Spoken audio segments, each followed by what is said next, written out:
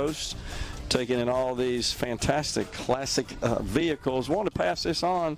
The Powerball jackpot, an estimated $1.2 billion. That is the third largest in Powerball history. Go out and get your tickets. Might win $1.2 billion. You can probably make it on that, I'm thinking. We welcome to the program now Anna Harris with the Mardi Gras Museum. Anna, good to see you again. Good to see you too. Thank you for having me. All right, so tell us about the Mardi Gras Museum. Well, we are a community museum here in downtown Biloxi, right on Howard Avenue. Mm-hmm. We have collections of mainly costumes, but all kind of Mardi Gras materials from our whole history here, 116-year history of Mardi Gras in Biloxi and across the Mississippi Gulf Coast. Incredible. 116 years. Wow. And really, even before, that's our first organized Mardi Gras, but even in the 19th century, we were having balls and parades and things. Okay. Okay. So do you have artifacts that go that far back? Unfortunately, no. Our oldest costumes really go back to the late 1960s that I'm aware of. Now, we have a lot of wonderful photographs and archival materials earlier than that, but as far as costumes, unfortunately, we don't. Yeah. And the costumes certainly throughout the years, it just seems like have always one-upped.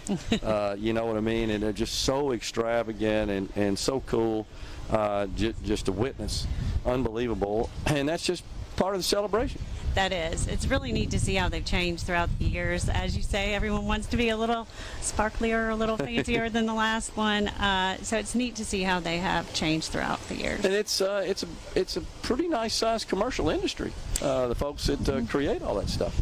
It is, and people don't think about that. But that is a whole, part of our economy, that people that work all year long just on Mardi Gras costumes, on custom throws, and floats. All of that. Floats, yes, float designers and makers.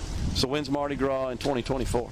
You know? Yes, so Mardi Gras is February 13th. Okay, February 13th, and it's a big deal here on the Mississippi Gulf Coast. It is, and that's actually also the 325th anniversary of D'Iberville's landing in Biloxi. Wow. Which is really exciting and going to be a special Mardi Gras. Well, we wouldn't be here were it not for old D'Iberville, right? That is correct. Let's see, as I'm trying to remember my history there, he was, did he come here down the Mississippi?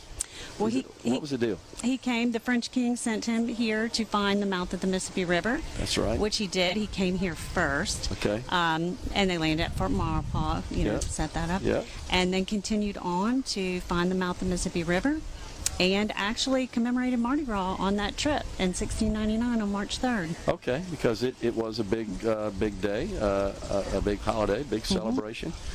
From whence he came. That's right. And so it was a small celebration on the boat, of course, that year, but he did write about it in his ship's log. I'll be darned. Yeah, really neat. So a lot of history going back to a long time ago, the 1600s, associated with Mardi Gras. That is correct. So basically the history of Biloxi and New Orleans and Mobile, this whole area is really connected to the history of Mardi Gras. So old. That's what's incredible, isn't it? It really is. And much of that's been preserved. It has. It's really neat that we, have all these details. Yeah. So what about folks that tour the museum? They come from all over the country, I'm sure, huh? They do, and all over the world. Since COVID especially, we've had more international travelers. So it's really fun to share the history of Mardi Gras with people across the country. They often don't know much about it besides the partying they see on TV, and of course there's a whole lot more, and we'd love to share that with them. So explain to the audience the religious purpose, honestly, of Mardi Gras. So it is a religious holiday. It's the time between the end of Christmas on Epiphany on January 6th and the beginning of Christian Lent, which starts on Ash Wednesday. So Mardi Gras Day or Shrove Tuesday is the day before you begin Lent on Ash Wednesday, and Carnival means farewell to flesh.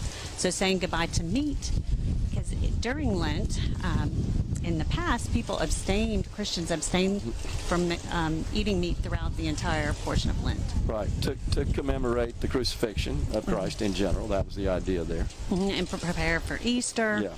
Yeah. So it's a time of celebration and feasting before you would have, started to prepare for Easter and then more contemplative.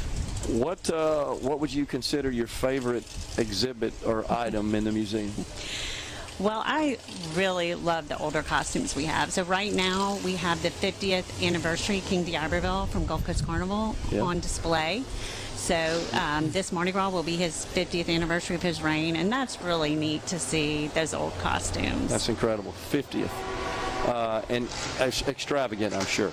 Very extravagant, and it's blue, which I love too, because in the past there were a lot more colors in the kings and queens. I think people nowadays are more familiar with them sticking to gold or silver or white. So it's neat to see some of these kings from the past in these bright colors. And it's kind of fun just to sort of play royalty. It is. Essentially, that's what it is. Uh-huh.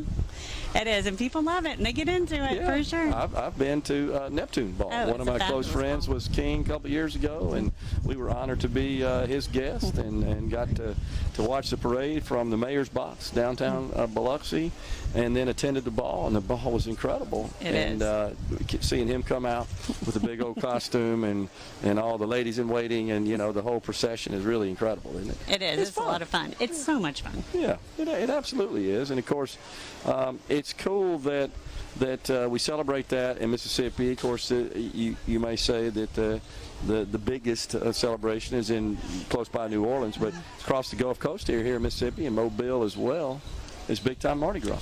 It is, and I think it's growing, which is really cool. I mean, people are starting new crews every day. I think the younger generation, people in their 20s, are very interested in Mardi Gras, so that's really neat that it's something that's not only we're continuing, but we're really growing and changing it. So I love that. Yeah. So who does the curation? So basically, I do most of the curation of the exhibits at the museum. We try to change them out a few times a year. Okay. We have some historical things that change once a year. So people celebrating big anniversaries. If we have a crew or an organization that's celebrating a big anniversary, we might want to highlight that as well. Yeah. And are you constantly looking to add exhibits, change up exhibits, just kind of keep things interesting? Definitely. So we change them several times a year, as we do want it to be something fresh every time you come. Sure. We love to take new objects into our collection, and people are so generous to donate them. We can't take everything, unfortunately, just because of room, but we certainly take as much as we possibly can, because in 50 years from today, I want to have those costumes that someone can put out and celebrate those anniversaries. Sure. All right, so what are the hours of the museum? We are open from 10 to 4 from Tuesday through Saturday. Okay. And is there a cost? There is. So it is $8 for adults, $7 for military and seniors, $5 for kids under 12, and today, special Cruisin the Coast block party, we have a $5 admission all day. Okay. How long would you say it takes to tour the museum? I would say at least an hour. We have a wonderful film that's about 27 minutes, and it's a really good overview of Mardi Gras in this whole area, really. Yeah. So you don't want to miss that. Then you want to see all of our wonderful exhibits, and we'll tell you about them. And then we actually have costumes in our education collection, and you can try those on and play with them. So some people spend an hour just doing that. Yeah, that's a good point when you said you learned a lot about the entire area, because Mardi Gras is embedded in the culture of this area. Definitely. I mean, it goes back to literally to 1699. It's a very important part of our culture and our people, and we love it. And I mean, and everybody down here virtually participates in it. And one way or another, if you're going to a parade, you're going to a ball, you're a member of a crew, you're royalty, there's so many ways you can participate. And it, just like this event, Cruisin the Coast, has a significant positive economic impact on the area. Most definitely. I mean, people travel, just like they travel to New Orleans, they travel here to come to Mardi Gras too. And then, of course, the economic boost, just all the money that is spent by our locals.